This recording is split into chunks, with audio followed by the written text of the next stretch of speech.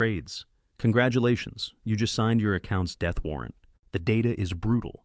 Backtests show the original turtle strategy underperformed over the last 20 years. Know what performed even worse? Every single optimized version traders created. Adding RSI filters, volume confirmations, Fibonacci levels, all consistently underperformed the original. Case in point, August 2024. A trader using the original unmodified rules captured 118% on UAL in 105 days. Meanwhile, forums overflow with improved versions that can't break even. Michael Gibbons, successful trend follower, shares this gem. I stopped looking at news in 1978.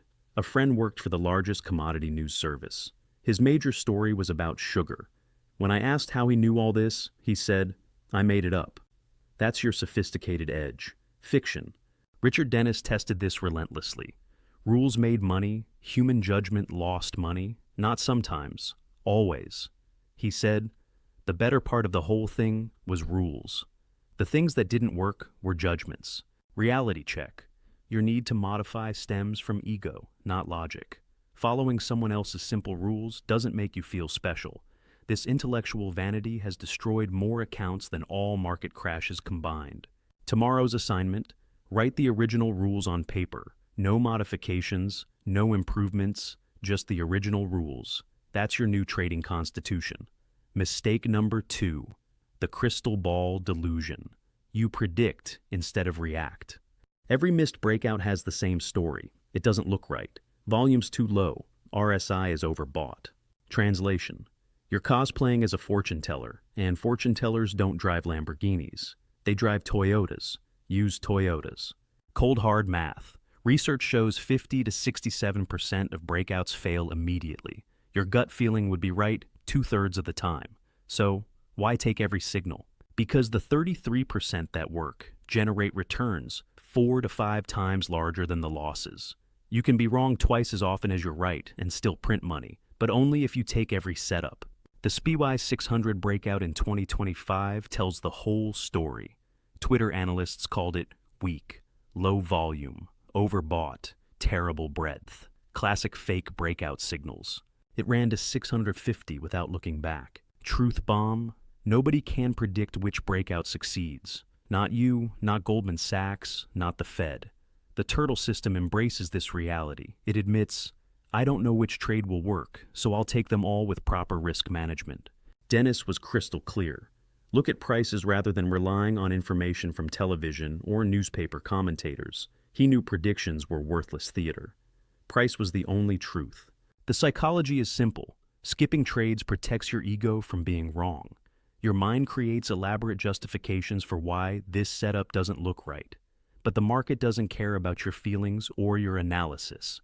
Jesse Livermore died broke. Why? He switched from reacting to predicting. George Soros made billions following price, never forecasting it. Starting today, take every valid signal, let probability work. Stop trying to outsmart randomness. Mistake. Number 3, the action addiction. You equate movement with progress. Quick audit.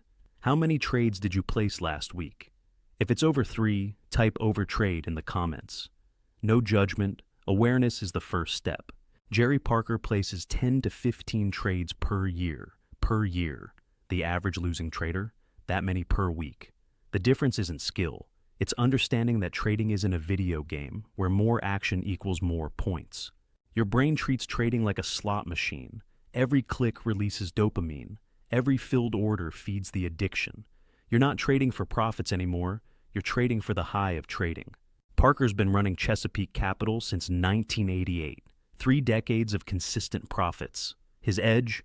Diversification and taking small losses. That's really the secret for surviving.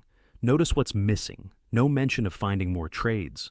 The uncomfortable math. Markets trend 20% of the time. That means 80% of the time. The correct trade is no trade. But try explaining that to a brain raised on TikTok and instant gratification. Let's do the damage calculation. Trade 200 times versus Parker's 15. You pay 13x more in commissions. Face 13x more slippage. Make 13x more emotional decisions. Expose yourself to 13x more random noise. Your profits? not 13x, usually negative. Those extra 185 trades aren't opportunities. They're boredom manifesting as analysis. Revenge trades dressed up as setups. FOMO, wearing a technical indicator costume. One former turtle confessed, "For most of us, it was just pleasing Rich. They wanted to show they were working, analyzing, grinding. But Dennis didn't want activity. He wanted discipline." New mantra: the best trade is often no trade. Success means doing less, not more. Mistake number 4, the premature profit panic. You grab 1R profits in a 10R world. Watch this mental movie. AAPL breaks out at 180. You buy. 3 days later, you're up $500 on a 10,000 position. Your brain starts its fear campaign. That's a car payment. Lock it in. What if it reverses? So, you sell at 182. Pat yourself on the back. AAPL continues to 190, then 200, then 210. You left 3,000 on the table to protect 500. You saved a car payment, but lost a vacation. The original turtles were trained to watch 20%, 50%, even 100% of open profits evaporate. Most traders would rather eat glass. That's precisely why most traders stay broke. The math doesn't lie. Average turtle winner ran 4 to 5 times larger than average loser. Not because they were lucky, because they let winners run while you're taking profits at 1R like it's Black Friday. Richard Dennis hammered this home. Don't focus on being right. Focus on making money when you are right. Being right isn't the goal. Being massively profitable when you're right is. Let me paint the painful picture. If your average loss is $1,000 and you always take profits at 1,000, you need a 50% win rate just to break even after costs. But let winners run to 4,000, you can be wrong 70% of the time and still profit. The psychology is predictable. You're so traumatized by previous losses, so terrified of giving back gains, that you sabotage the very trades that could pay for all your mistakes. Next time you're in profit, ask yourself, am I exiting because the trend ended or because I'm scared? Fear is not a trading signal. Mistake number 5, the stop-loss allergy. You remove stops thinking you're giving trades room. Nick Leeson had a theory. Stop losses were for